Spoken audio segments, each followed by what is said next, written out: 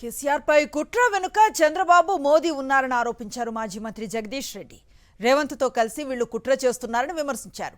కేసీఆర్ ఢిల్లీ దాకా వస్తాడన్న భయం మోదీకి ఉందని, అందుకే కేసీఆర్ ను కేసులో ఇరికించే పనిలో ఉన్నారని మండిపడ్డారు. వీళ్ళందరినీ తిప్పికొట్టే శక్తి సామర్థ్యాలు కేసీఆర్ కు ఉన్నాయన్నారు జగదీష్ రెడ్డి.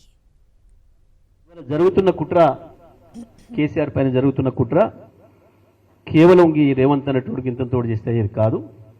దాని వెనకాల తప్పకుండా చంద్రబాబు మోడీ ఇద్దరు కూడా ఉన్నారు.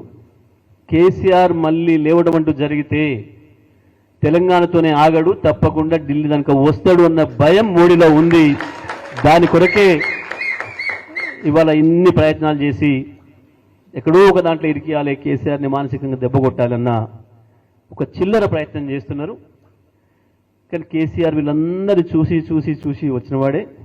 వీళ్ళందరినీ తిప్పికొట్టగలిగిన శక్తి సామర్థ్యాలు కేసీఆర్కు ఉన్నాయి. తప్పకుండా ఈ రాష్ట్రానికి ఏం చేసిండో 10 ఏళ్ళు దేశానికి కూడా అందించడానికి కావాల్సిన సేవలు అందించే శక్తి కేసీఆర్కు ఉంది. తప్పకుండా మళ్ళీ కేసీఆర్ తిరిగి వస్తారు.